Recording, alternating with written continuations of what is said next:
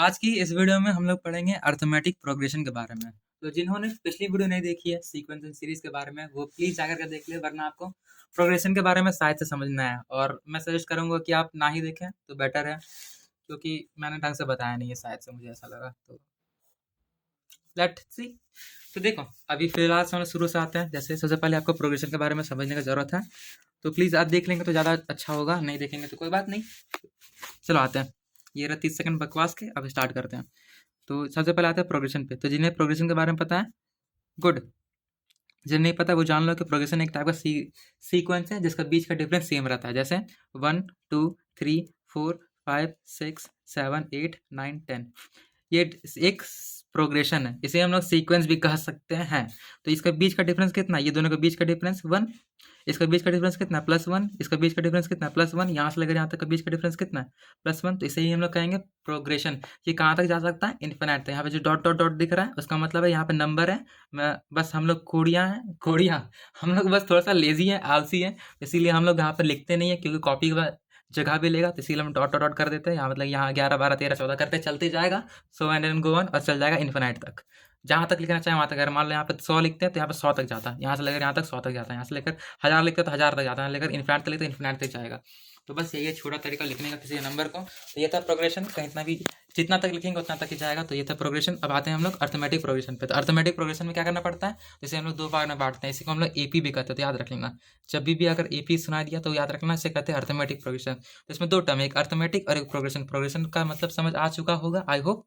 अब आते हैं अर्थमेटिक। तो अर्थमेटिक में क्या होता है? जोड़, घटाव और गुना और भागा। बस यही तो चार चीज है, और कुछ है? हाँ है बहुत सारी चीज, लेकिन पर फिलहाल के लिए हम लोग को इसी के फोकस करना है, क्योंकि यही चार चीज बेसिक है, फंडामेंटल है, इसी से जाकर मैथ बना हुआ है। तो आते हैं इसी पे।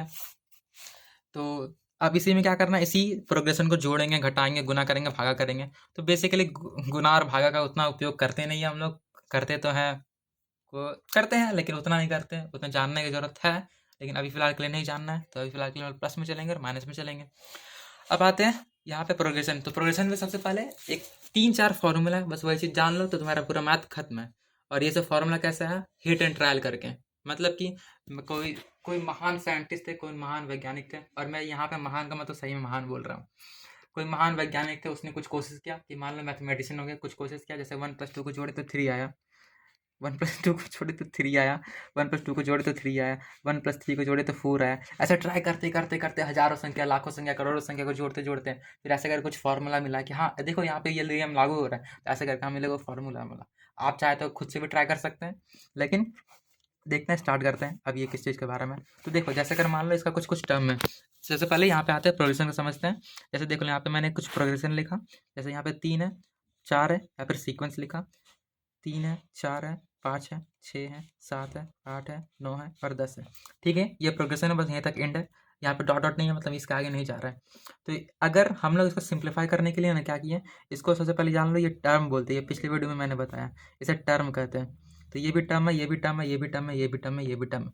लेकिन क्या इसके बीच में डिफरेंस फाइंड कर सकते हैं हम लोग? ये तो भी टर्म है, ये भी टर्म है, अंतर कैसे पता करेंगे? तो इसके लिए हम लोग इसको नामकरण कर दिए। ये फर्स्ट टर्म है, ये सेकंड टर्म है, ये फोर्थ टर्म है, ये फोर्थ टर्म है, थर्ड टर्म को गैप कर दिया, सॉरी ब्रो। ये थर्ड टर्म है, ये fourth term, fifth term, six term, seven, ऐसे so on and go on चलते जाएगा, कोई दिक्कत इसमें? तो ये first term, second term, third term. लेकिन हम लोग को लिखने का बहुत ज़्यादा टाइम नहीं है। देखो मैंने भी क्या लिखा है, ऐसे करके टर्म को ढंग से भी नहीं लिखा, टी बस ऐसे करके लिख के छोड़ दिया। तो बहुत ज़्यादा टाइम लग रहा है, बहुत ज़्यादा टाइम कंज्यूम हो रहा है, और बहुत ज़्यादा स्पेस भी ले रहा है कॉपी का। तो इसीलिए क्या किए, अब इसको जो हम लोग फर्स्ट टर्म सेकंड टर्म है उसको हम ए से लिख देते हैं। क्यों? क्योंकि छोटा अच्छा दिखता है। हम लोग चाहे तो कुछ भी लिख सकते थे, अल्फा टी बीटा गामा लिख देते थे, लेकिन ए इसलिए लिखते हैं ताकि थोड़ा छोटा है, सिंपल है, सबको समझ आ जाए। तो इसीलिए हमने लिख दिए यहाँ पे ए। समझ आ रहा होगा, आई होप। तो ए बराबर क्या है यहाँ पे? 3। जैसे यहाँ पे देखो, यहाँ पे फर्स्ट टर्म लिखते हैं, यहाँ पे थोड़ा सा, फर्स्ट टर्म बराबर 3, सेकंड टर्म बराबर 2, थर्ड टर्म, यहाँ पे याद रख लेना जो भी मैंने खींच पीस दिया है वो सब बस टर्म है। तो टर्म बराबर 3। यहाँ पर एक नया सीरीज बनाते हैं, ठीक है, क्योंकि वो थोड़ा सा कॉम्प्लिकेट हो जाएगा, इसलिए हम लोग यहाँ पे लिखते हैं ये सीरीज है। इसका नाम हम लोग कर देते हैं 1 2 3 4 5 6 7 8। यहाँ तक लिखा हुआ है 1 2 3 4 5 6 7 8। तो फर्स्ट टर्म कितना है? 1, second term 2, third term 3, simplicity के लिए।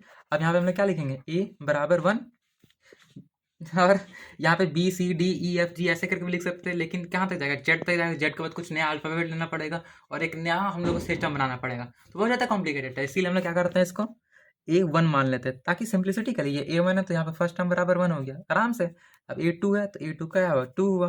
A3 है तो A3 क्या हुआ, 3 हुआ। सिंप्लिसिटी के लिए तो इसको A1 A2 A3 हमने इसको चाहे तो B1 B2 B3 मान सकते हैं, लेकिन सभी इंसान जो इस पृथ्वी में है वो सभी इसको A ही मानते हैं, तो तुम्हें भी A1 ही मानना पड़ेगा।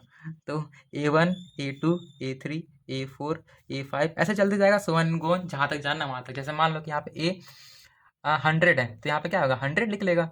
तो बस यही चीज़ था, ये डॉट डॉट है तो इसीलिए मैंने लिख दिया। तो ये 100 है तो ये 100 बराबर 100 होगा। ये लोग देख करके बता सकते हैं, ये सीक्वेंस भी क्योंकि बहुत ज़्यादा सिंपल है, ये नेचुरल नंबर पर आधारित है, तो आराम से देख करके बता सकते हैं। A99 बराबर 99 होगा, A100 बराबर 100, 8000 बराबर 8000 होगा।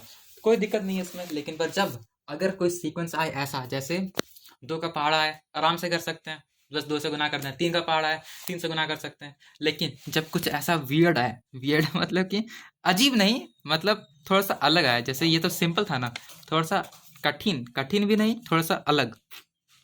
जैसे यहाँ पे है 3, अब यहाँ पे है 7, यहाँ पे कितना अंतर है, 4 का अंतर है, तो यहाँ पे +4 लिख देते हैं। अब यहाँ से आप फिर 4 का अंतर करेंगे तो 11, यहाँ से फिर 4 का अंतर करेंगे तो 15, तो ऐसे कर चलते जाएगा, 19 चलते जाएगा। तो अब बताओ कैसे पता करेंगे A99?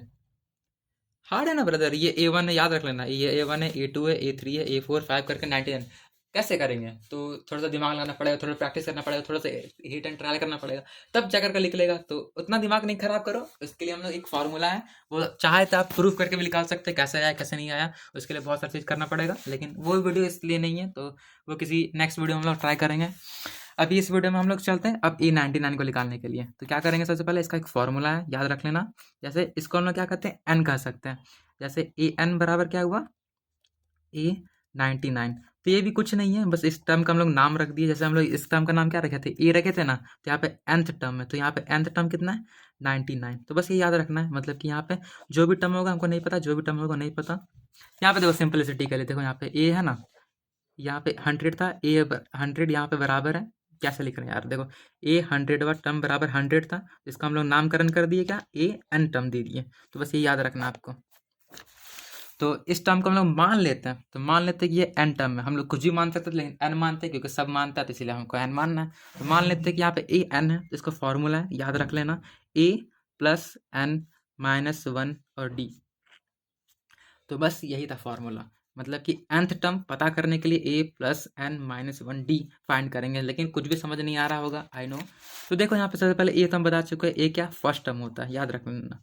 अब यहाँ बोलेगा आपने तो A1 दिया था, यहाँ पे A1 दिया था। हाँ, यहाँ पे हम लोग चाहे तो A1 भी लिख सकते हैं, लेकिन हम लोग और आलसी हैं, तो हम लोग A1 को लिखने के बजाय सिर्फ A लिख देते हैं, क्योंकि वो फर्स्ट टर्म ही है भाई, फर्स्ट टर्म। अरे क्या यार, क्या क्या एक्सप्लेनेशन देते हैं हम, बताओ। तो ये फर्स्ट टर्म हुआ A, ये था फर्स्ट टर्म। अब यहाँ पे n क्या है, n जितना नंबर है, जैसे यहाँ से लेकर यहाँ तक 4। एक सिंपल सा एग्जांपल लेते हैं, एक सिंपल सा एग्जांपल लेते हैं, 2 का पहाड़ा। देखो 2 4 6 8 10, यही है। यहाँ पे a क्या हुआ, याद रखना, ये क्या, फर्स्ट टर्म, ये क्या, फर्स्ट टर्म। फर्स्ट टर्म यहाँ पे कितना है, पहला, क्या से पहला दिख रहा है, फर्स्ट टर्म 2, तो यहाँ पे 2 हुआ।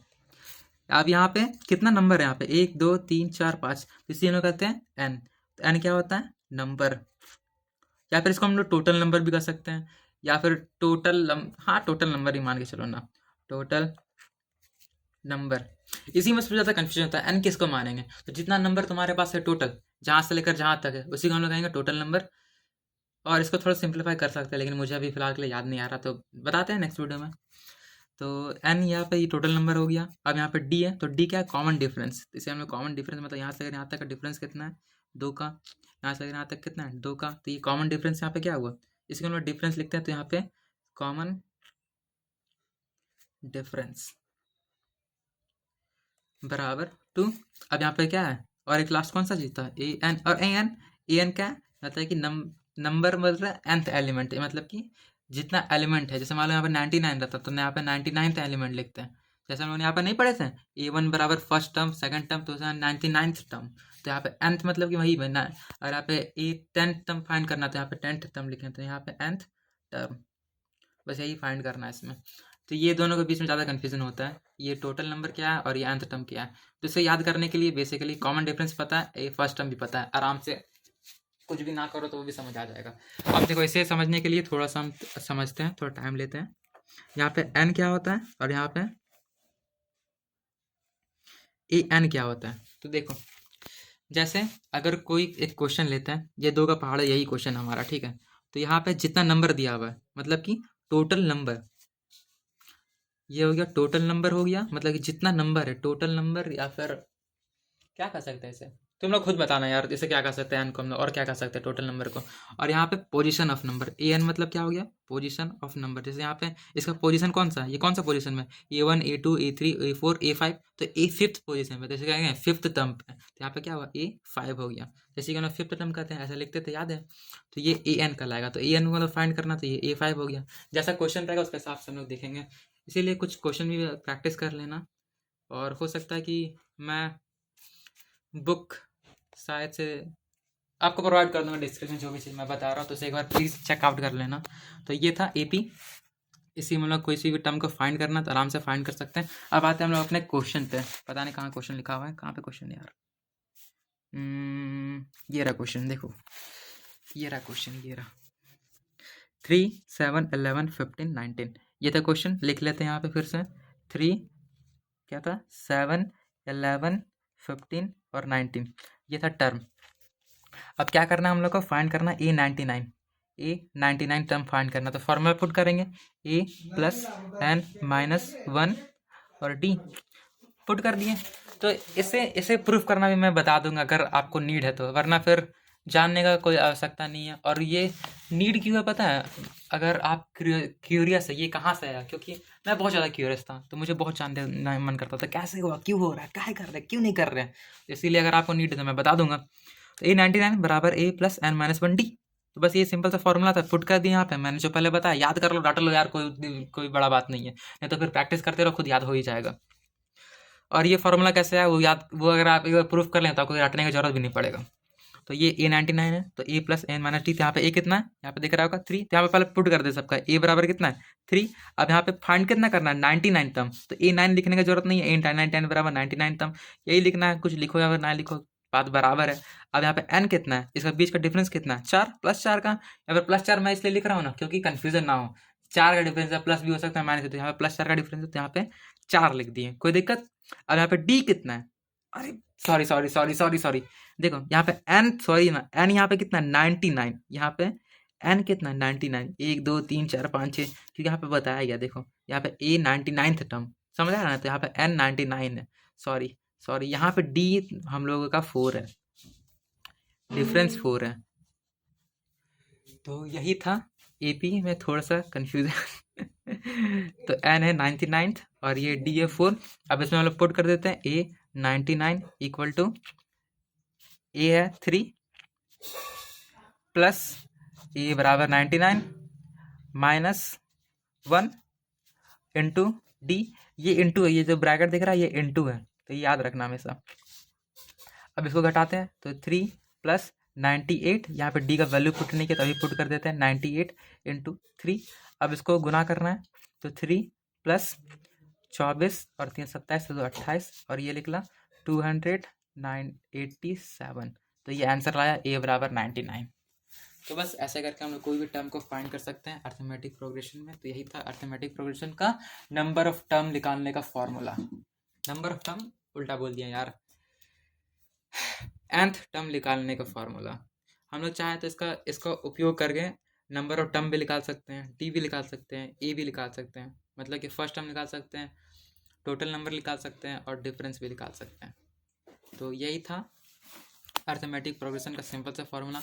नेक्स्ट वीडियो में हम लोग देखेंगे अर्थमेटिक प्रोग्रेशन को जोड़ा कैसे जा सकता है। ये चैप्टर 1 का आधा था, तो मतलब कि चैप्टर 1.1 है शायद से तो चैप्टर 1 का 1.1 है, तो नेक्स्ट वीडियो में हम लोग देखेंगे चैप्टर 1.2। पता नहीं क्या वियर्ड नेम है, लेकिन अच्छा लगा तो इसीलिए मैंने चैप्टर रखा। अगर इससे भी कोई बेटर आइडिया हो सकता है लेट मी नो। तब तक के लिए ब्लैंक।